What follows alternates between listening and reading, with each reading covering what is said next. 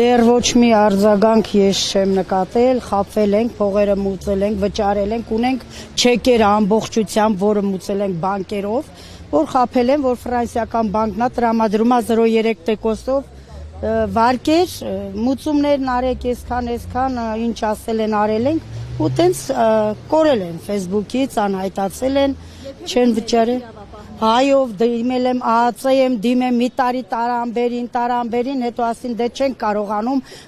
բռնել այդ հանցախումբը, երբ որ կբռնենք տեղյակ կպահենք։ Մի տարի ես գնացել եմ ԱԱՑ եկե ու ոչ մի պատասխան, ոչ մի դրական բան։ Հետո դիմել ենք մեր Արարատ քաղաքի ոստիկանության քննչականին,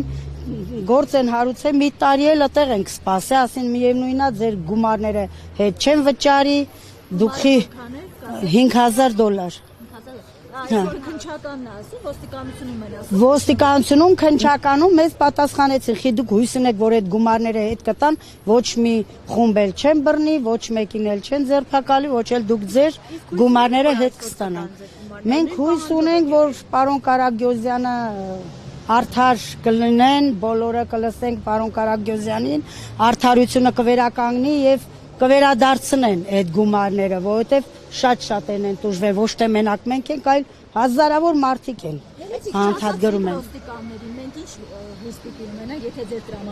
Դե մենք ասեցինք, որ դուք եք ոստիկանություն, դուք եք պետական օրենքը, որ դուք պիտի զբաղվեք ձեր գործնա, որ պիտի հանցագործությանը բռնեք հանցախմբերին, որ այդ գումարները հետ վերադարձնեք։ Ասեցին այդքան ժամանակ որ մեկին են հետ վերադարձրել, որ ձերը պիտի հետ վերադարձնեն։ Նույն այդ պատասխանը։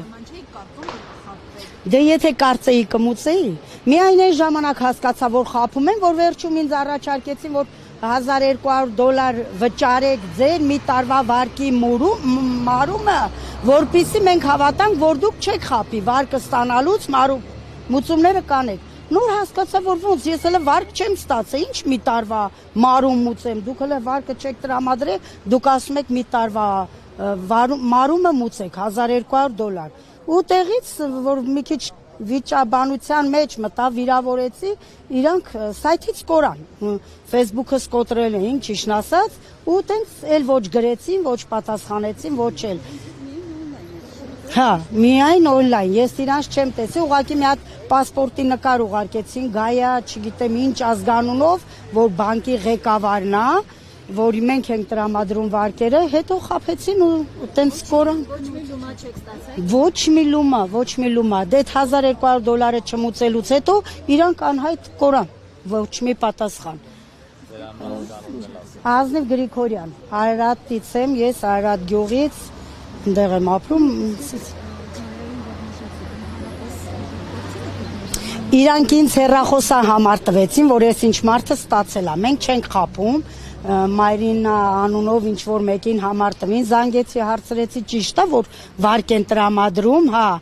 Կիրովական, հա, ասեց արխային էլի, մուծումները տարա, ես $20,000 ստացել եմ, տուն եմ առի, ասի, կարաս այդ թղթերը մի հատ նկարես ուղարկես ինձ, որ իրոք ստացել ես, էլի, չեն խաբում,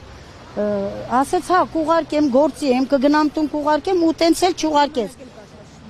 Չէ, չունեցանք, որովհետև որ ոստիկանություն դիմեցինք, իրան կանչեցին, բռնեցին, բերին այդ աղջկան, որ